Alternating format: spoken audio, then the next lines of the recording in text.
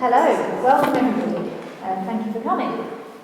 For those of you who don't know me, I'm Professor Susan Watkins. I'm the Director of the Centre for Culture and the Arts at Leeds Beckett University. Welcome to April's Leeds Cultural Conversations. It's a beautiful day, and thanks for coming in. We organise these talks in partnership with Leeds City Council and the publisher Palgrave Macmillan. For more information about forthcoming talks, please visit our website. So today, it might be a bit different from some of the previous talks. You can see from the seating that it's a little bit more interactive, but I'll leave that to Zoe and Lynne to say more about. I'm delighted to introduce Dr. Zoe Tew-Thompson and Dr. Lynne Hibberd. Zoe is Senior Lecturer in Media, Communications and Cultures in the School of Cultural Studies and Humanities at Leeds Beckett University. Her research interests span the intersection of cultural sociology and cultural studies around themes of space and place, new media and cultural theory. Lynne is Senior Lecturer in Media and Cultural Studies at Leeds Beckett, and her research focuses on the relationship between media and place. She's recently been working on a British Academy Leverhulme Trust funded research project where she's researching the construction of Holmfirth, West Yorkshire, as last of the summer wine country. So, Zoe and Lynne will be leading our conversation today on the topic of verdant creativities, urban gardening and sensuous placemaking in West Yorkshire. Thanks a lot, you two. Thanks. Thanks, Susan. Thanks for that kind introduction. It's a bit of a strange setup here today. It's great to see so many of you, but I might end up having to be a bit of a sort of Vegas sort of compare, so just so that you can hear me. So forgive me, but maybe you'll enjoy that. We have set it up in cabaret style, so we might be making our way around the tables at some point. It's fantastic to see so many of you here today. Thank you so much for coming. It's a beautiful day, as Susan's already mentioned, and I think that's making my allergies come out. I don't know about you, but it seems quite topical, given that we're going to be talking about gardening. So thanks also, I should say, to Leeds Beckett University for funding this research that we're going to talk about today. I'm Zoe, as Susan's already pointed out, and this is my colleague Lynne. And we're going to talk to you today about urban gardening and sensuous placemaking. And we're taking very seriously the idea of a conversation. This is part of the Cultural Conversations series. So we're going to do some talking at you, but we very much hope that you'll do some talking back to us and some talking with us a bit later on in the session today. So let me begin by telling you a little bit about the background to this work. My previous research was investigating urban change, and it was doing that thinking about the transformation of British cities in the Midlands and the north of England, and particularly their regeneration through large-scale projects of cultural projects, and particularly those that sprung up around the millennium in the UK. So some of these may be familiar to you. Does anyone recognise any of these places? Somebody's actually phoning the person whose laptop this is. I'm going to ignore that, I hope you will too. So some of them might be familiar to you. We've got the Lowry there in Salford, the Deep in Hull, the Sage in Gateshead, which is where I'm from. And these were key case studies to think about how cities were transforming around this time. And they were very much top-down approaches to urban change. You know, build a big building, put it in a place and hope that change will come. And they also cost a lot of money. I think the average cost of these buildings here was about 50 million quid. This one on the bottom right there, Public, does anyone know West Bromwich? Anyone familiar? That's a building that's now a sixth form college. It actually failed. So these had a checkered history. Some of them have been more successful than others. But of course, then what happened was we had the global financial crisis of 2007 and 8. And the very idea of spending all of that kind of money on a building in a city to regenerate it seemed, well, frankly, it just seemed like, could this have possibly ever happened? So I was interested in how that sort of notion of urban change was shifting in the context of the global financial crisis, and particularly with the election of the coalition government in 2010 and then the current Conservative government, who both pursued what we might want to call austerity politics, which resulted for many of cities in the North and Midlands in a drastic reduction in local authorities' funding. So cities were trying to come up with more novel ways of regenerating that were much smaller scale. And in terms of popular cultural discourse around at the same time, you'll see that that notion of austerity circulated in lots of programming and publishing around this time. And of course, we saw an explosion in those kinds of practices that are more familiar from previous moments of austerity, namely the Second World War in Britain. Things like crafting, growing your own, making do and mending, and of course the ubiquitous keeping calm and carrying on. So I was interested in how these kinds of practices might come together with ideas about urban change at the very small scale, at the very micro level. And I was interested in how people engage with places and how they change places in small ways over time, how they transform places, how they become attached to places, and how they maintain those attachments to places. Now, gardeners, of course, are interested in planning, digging, planting, growing, and we thought they would be an interesting group to talk to about these kinds of activities so that we could make sense of the way that people attach to place. And we also wanted to see how much they understood their behaviours as acts of creativity, something that we usually associate more readily with artistic practice, but which has been mobilised as a kind of a discourse of response to austerity, as sort of asking individuals to creatively cope with the demands of financial penury. Now, this also happened to coincide in our discipline of media and cultural studies with a shift in the humanities and social sciences, which is known as the affective turn. And that asks that researchers look more closely at the embodied and effective ways in which people encounter their environments. So the kinds of meanings that are embodied as we make sense of how we attach to places. So consequently, Lynne and other colleagues at Leeds Beckett began to think about this in a research cluster called the Media and Place Cluster. And we began to investigate these embodied engagements with places, particularly in the West Yorkshire region. And Susan's already mentioned one of Lynne's projects, which I'll let her say a little bit about now. Lynne, do you want to? Thanks, yeah, I think there was a slight bit of recognition going on over when you said something about Humphrey clusters and wine counting. But one of the things that we were looking at in this piece of research was to think about what this means. Those of you that are familiar with Humphrey might know that it's pretty much globally recognisable. It's globally sold to the last of the same wine country. And we were interested in investigating what does that mean, given that many of us might not have encountered the television series, or if we have encountered it, we've encountered it as kind of a background wallpaper to our lives. What does it mean to live in this space, which is absolutely recognisable to lots of people as embodying a kind of atmosphere, of being sort of about the kinds of things that we seem to know about, but we don't actually recognise in person. So we're investigating that much more in relation to Humphrey. Okay, thanks, Lynne. So the project we're going to talk to you about today, Verdant Creativities, was thinking about how city sites, urban spaces, are mediated by practices of gardening. And for the purposes of today's talk, we're focusing on the work that we did with allotment gardeners and community gardeners in Leeds and Wakefield. Now, how many of you here are gardeners? Just a show of hands. How many of you, do you have domestic gardens? Or any allotment gardeners? A few allotment gardeners? Okay. We're hitting our demographic, I see that then. Any guerrilla gardeners? You have been known, and someone else is a bit shy of putting their hands up there. Guerrilla gardening, some of you might know, is where you basically plant on places you don't own or you're not supposed to. You don't have permission. Where the next tranche of this research talks to some guerrilla gardeners, so we might be collaring a couple of you on your way out. So as I said, we're thinking about urban change and we're thinking about embodied encounters with spaces. And one of the key questions we faced when we were thinking about this research was what was the best method we could use to capture these encounters with places.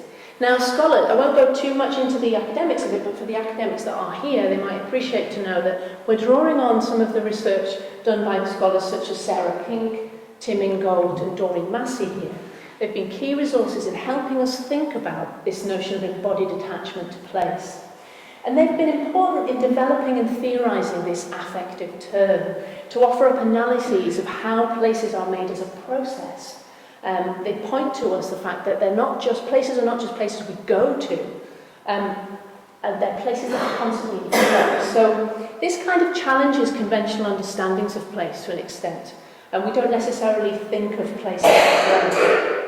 And I think a nice phrase of Doreen Massey's is to think of places as a simultaneity of stories so far. I think that's a really useful way to think about the contingency of places. Or as Tim Ingold notes, to be is not to be in place, but to be along paths. So again, it points us to the importance of these routes that connect us and link us to places. So places are not just their geographical actuality, their point on the map or their coordinates of longitude and latitude. Rather, in this kind of understanding, places are zones of entanglement. And I think that's a really nice way, particularly, to think about gardens. Okay. So if places are in constant movement then, how do we capture that? And we did this by thinking through a method called walk and talk.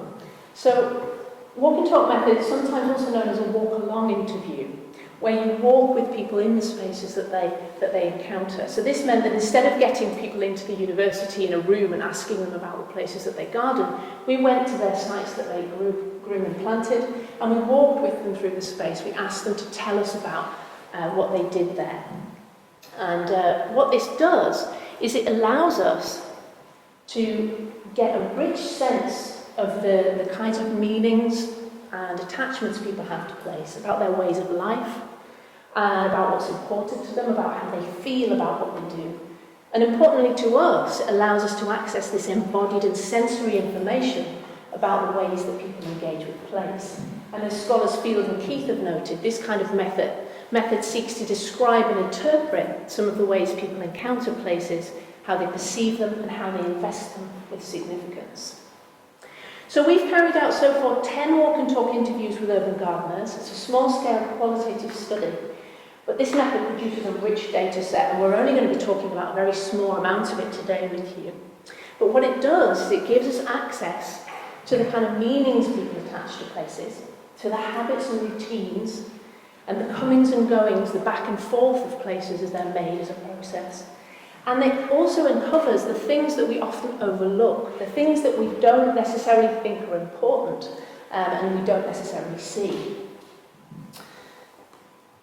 So, Lynne, do you want to say something about how we did that? So as we were walking the gardens, one of the first things that we did is obviously we went to the gardens so that we could be in the places that the gardeners are gardening, and we were walking through their gardens with them.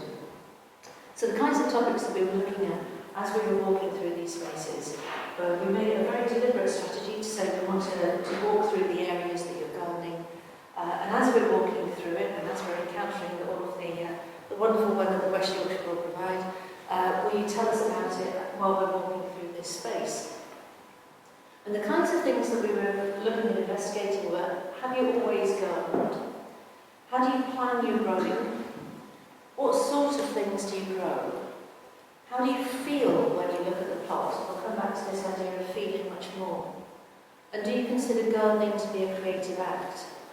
So although we have this as a general topic line of the kinds of things that we're looking to investigate, one of the things that becomes very apparent as we're conducting this research is that because we're in place and because we're walking through place, people are pointing out various things, becoming distracted and slightly taken up with various things along route that they would point out and they would touch and feel and explore with us in a much more rich fashion. Thanks. Yeah, I mean, it's very much about letting them lead us, wasn't it, through the spaces. I'll just tell you a little bit about our sample. Predominantly, I don't want to cast any aspersions on anyone here, actually, but our sample was predominantly over 50s. There was 2 participants, one in their 40s and one in their 20s, but they were the community gardeners rather than the allotment gardeners. They were mostly retired.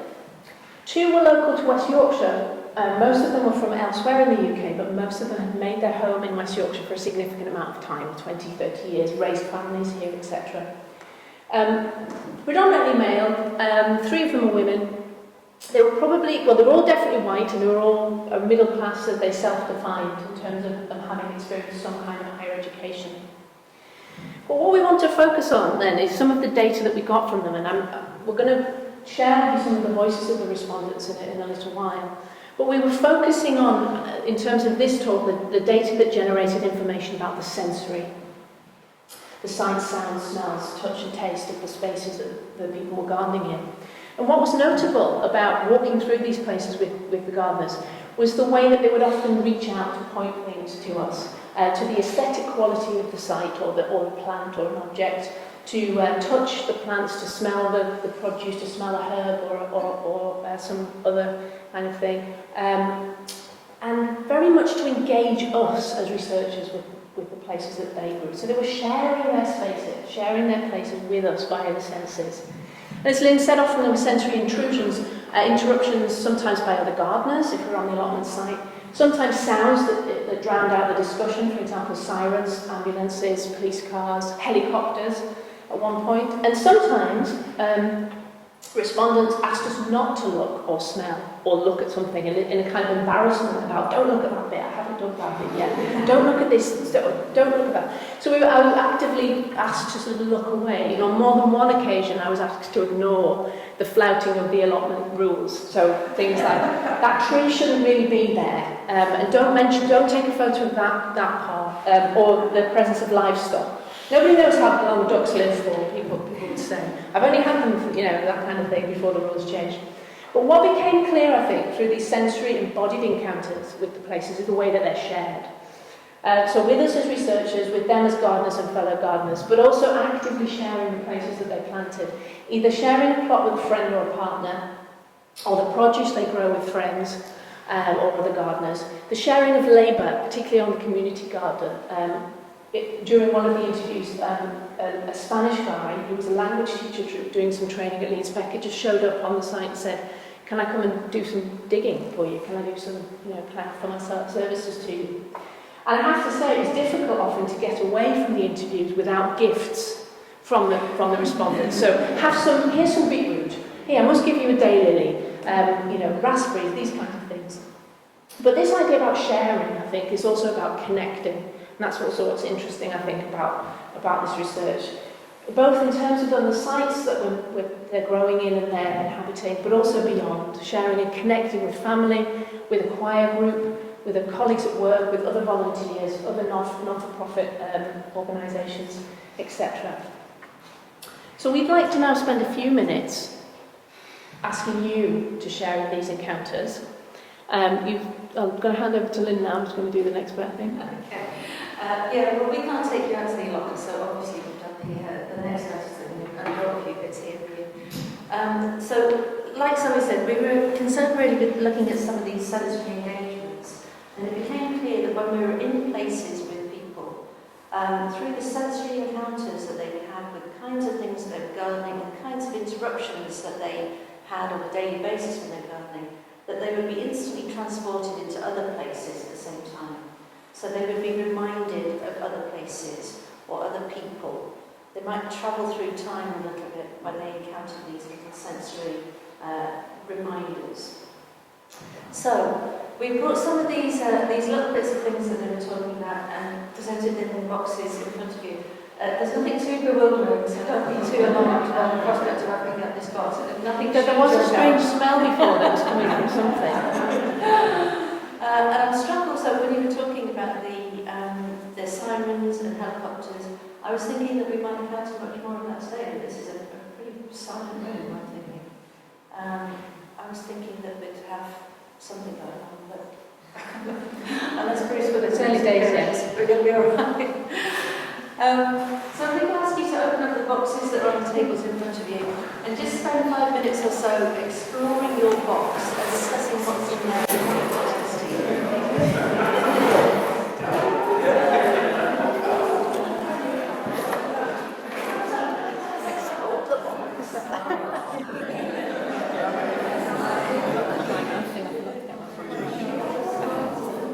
I've only got like a really mild pink fruit juice. I'll end up with beetroot. Yeah. I did that thing with the coffee, I'm going to spill it everywhere.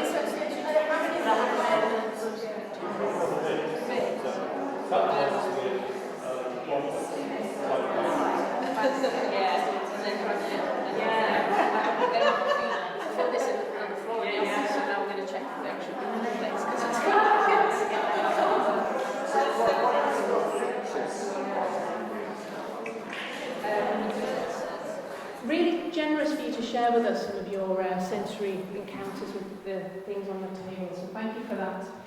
We've just done a quick thematisation of some of the things you've said, very quick, rough and ready, and it seems to me that you're already picking out some of the things that our respondents said to us as the way that senses prompt a whole range of associations. So some of you, I've got a group of different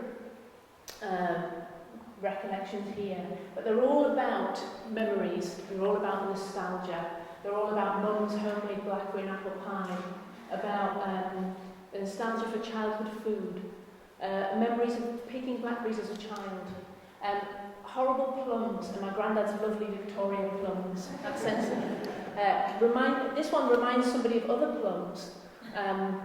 So the idea of reminding one of both the other thing that you're encountering and then other places, other people, other times, I think has come through there. Yeah, and shall we move on to some of the voices? Because that's probably some of the things. I just want to pick up something else. A lot of these ones here were all about seasonality. Some of you quite rightly picked us up on the fact that the raspberries and in fact any of the fruit wasn't seasonal and it wasn't from the UK. And somebody's quite disappointed, I think, with the idea that when you encounter something that's not native, when it's not from there, it never tastes as good as it would if it was grown in anywhere garden or grown by somebody you know.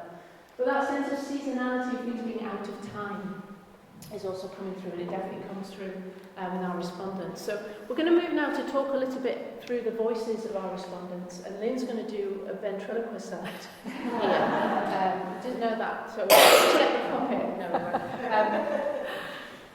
Lots of the kinds of things that our respondents said are some of the things that you've already said, I think, but we want to give voice to them here. So I'll hand over to Lynne. So one of our respondents said, in fact, Fiona, I think it was Fiona, she had loads. When my friend died, I couldn't give any fruit away. I used to give fruits away. Fiona gave me loads of plums. She had a very productive tree. And Maria, another one in the choir, she's got a fig tree in her garden and it grows, and the most wonderful figs are really dark and purpley and they're so soft and juicy. And again, some of you, many of you when we were walking around, had these similar kinds of memories of sort of the dream fig, the ideal one, that you can almost smell and taste and touch even through the sheer memory of it. And that memory being prompted by another more inferior fig. So the plums, I think, have proved to be particularly inferior wherever the plums are currently. But we're kind of reminded of other things that seem to be kind of much more rich and juicy, and all of the colours and the feelings that evokes. And we also had this in this quote here from David. So David is showing us around his garden, and David is very keen to show us various different areas of it. Raspberries. Oh yeah, I thought that's what you said. Yeah, raspberries. Yeah, they're lovely. They really are. So you got a good crop on that? Yeah. Fed up with raspberry jam. Makes lots of brambles growing wild along that wall. Bramble jelly, and when we get fed up with eating raspberries and cream, we get raspberry jam too, which is very nice. Again, that sense of almost sometimes disappointment with the gloved coals, I think, with gardening. Yeah. Did anybody have the box with courgettes in it? No, I don't think. No, I don't think we put the courgettes out. They were too unseasonal. But we had courgettes for tea. The other thing that came up was the idea of what the walk and talk interview captures is that idea of moving through a space. So in this quote, when I'm talking to Colleen here, I'm trying to train my gooseberries into standing, and it isn't working terribly well, so I'm thinking, oh, there's a gooseberry. oh yeah, so there it is. Wow, thank you. So that was a nice way to sort of think about the way this method enables us to really engage with what's happening in the site. Rather than somebody saying I grow gooseberries, it's actually happening in the encounter with the researcher. And as Zoe said earlier, not only was it quite difficult to leave the allotments without presence, but there was something about the presence on the allotment that made people share very, very naturally. Just as you all have done, I think, with the boxes of just opening them up, that there's a natural tendency to grab hold of this sensory stuff and start smelling it tasting it and passing it around in a very easy way. Yeah, the smell one came up as well with Susan, and she was walking around the allotment. She says, the idea is I have herbs here, so I have got a few. I've planted some here. This is Angelica. I did have sage, but it got all muddy and I pulled it out, so I haven't got sage on the allotment. I'm not that bothered. we've got time. Time as well. Oh, and I used to have an enormous rosemary here, and when I was hanging washing out, you could smell it when you're hanging. Oh, it was such a strong variety, it was lovely. Yes, again, that idea of places being, taking the garden, the feeling of the garden into the home, into the domestic space, and it coming out when Susan's ironing there, when she's doing her domestic labour, that sense of somewhere else appearing in the here and now. And that came across particularly strongly, I think, with the basil. That was one of these that seemed to be particularly evocative, that basil has particular memories of these midsummer evenings, maybe a glass of wine, a bit of mozzarella, a bit of tomatoes. That it's got such an evocative smell that it instantly seems to transport people to elsewhere. I think somebody came through in the carrots as well. These ladies here opened a box of carrots, didn't you? And one of the things that we discovered when we talked about the carrots was that actually carrots are cheaper to buy, and that growing carrots is very difficult. And that came through with Colleen when I talked to her, because she said, I don't actually grow carrots in the soil, I put them in pots. So she says, I grow carrots in pots like these. Carrots don't grow well around here, the soil doesn't suit them. If you grow them in a pot, you can control what sort of soil they've got. Also, you raise them above the level that carrot fly usually fly. So you get, oh, there's a bumblebee down there if there's a lot of buzzing coming out on the recording. you smell it now and then. What you can smell is probably this one that's been in for a week or two. Yeah, it looks good. It looks pretty good. It smells gorgeous. It smells wonderful, doesn't it? What I like about that is the way that, again, there's interruptions or captures, so the sensory nature of the sound, the buzzing bee that is interrupting Colleen and I's conversation as we're talking about it, and at the same time, the smell of the carrots is sort of, enclosing us. As much as smell and taste, we also had sight as a key sense that was evoked in the gardens. Here's David. There's lots of birds. We've seen a lot more little birds recently since those hedges have been managed a bit.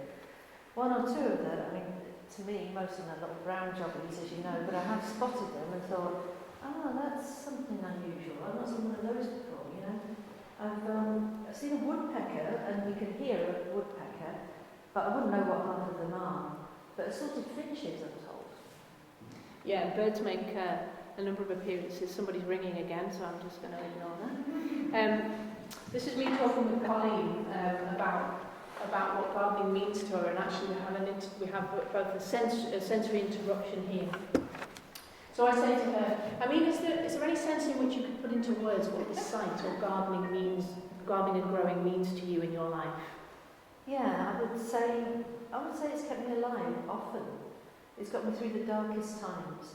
The fresh air and the exercise of being able to listen to a bird, and a bird chirps. Right on cue. Like that wren, giving it what for. I think it was a wren. I think it's there on that tree, isn't it? That's a robin knocking about as well. Is that a wren? Looks like it. When you get not a chirp, very, very fast. Yeah, it's like... That's a wren, very small. And that's how I can tell. They've got that, not a chirp, but a very quick warble. I don't know what you call it. There's a robin that lives here. Yeah, and it always comes to talk to you. One year, the robins even brought their teenage child to meet me. It's like they were introducing me. This is a worm producer. What show?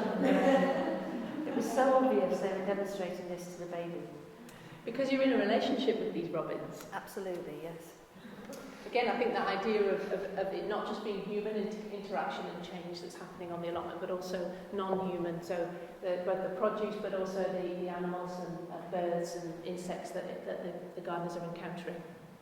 And yeah, another theme that came across, I think, quite strongly in many of our interviews was the level of health and well-being that came through from people being in the gardens when Colleen talks about this idea that it's really kept her alive and it's got her through the darkest times. And that came through for pretty much everybody. Yeah, we talked a little bit earlier about that idea. I talked with some of you when I came on the table about the idea of looking at the garden, but looking but not looking too. So we had a couple of respondents asking us to look away, asking me not to notice that, or to come back another time when it looks a bit better. So we've got Colleen here again saying, Since you were here last, if you go up and down, you'll see it's very, very overgrown. It's the case for everybody at the moment. There is very hot weather and very, very, very wet weather. And before that, well, so everything got a bit out of hand. But that's always the case in July. and then we've got Simon, who was undergoing treatment for cancer. He was having chemotherapy at the time I interviewed him. So he was frustrated by what his allotment looked like. It's horrible me seeing stuff that needs weeding and digging over. These seed beds, it makes me feel frustrated. I've got a nice day, I should be getting the fork out and digging all these weeds out. And again, many of you in your own responses to things in the boxes talked about a sense of disappointment and duty and work that becomes associated with these sensory engagements. In terms of the satisfaction that's there, though, I think there are other sorts of emotional satisfactions that come through in the voices of the respondents too. So we've got Toby here talking about the pleasure he takes, the satisfaction he takes in knowing that he's created a garden that's attractive to other species. Yeah, so up to that line of sight and back, there's less managed. There's a lot of ground covering things, and there's a lot of mint and lemon, so it's not part of the site that's been fully developed. But up to that point, like most things are actually, one particular thing in the area is the biodiversity of stuff, like solitary bees and social bees, that come here along with the birds and stuff. It's pretty amazing actually. On a nice sunny day, all the plants populated with different insects, yeah. Basically not as many honeybees as there are other bees, which tends to be a good sign because those solitary ones are more discerning about their foraging.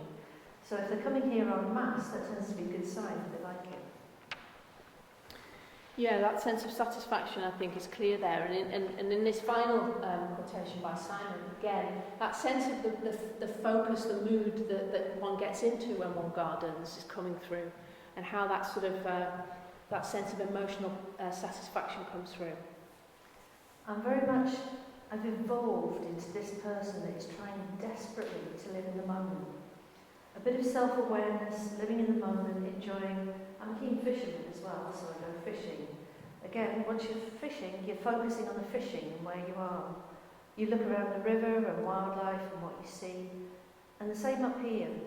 Once I'm up here doing what I need to be doing, that's the focus of my... If my little robin comes down, that's great, and all these sorts of things, we get robins. It's great every time you dig, you get a robin coming and sitting on your spade. It's nice. I'm a keen bird watcher as well, so it's great for me. So yeah, I immerse myself in it. Once I'm doing it, that's my little world. That's my bubble while I'm doing it. I'm just concentrating on that. So I think what's clear to us is that these creative practices of sharing and connecting are also part of what constitutes place. They extend the boundaries of the sites beyond their mere location into other worlds, lives and networks. And whilst some gardeners actively considered their acts of gardening as creative, others were less sure. Often less didn't want to claim creativity where they didn't feel it was warranted. But they often revealed the very kinds of practical creativities they were engaged in when they described what they did and what they grew. And that this sharing often involved other moments of creativity beyond the growing, so turning raspberries and brambles into jams and jellies, grapevines into wine, annual produce into food for an allotment family day or for a local homeless charity. I think all of this demonstrates the idea of places as in movement, as in flux, as made and remade by people, animals and objects, as tiny embodied acts of urban change. And I think that's where we're going to leave it, so please ask any questions or any comments you have. We're really grateful. But thank you for being here, and thank you for your contributions today.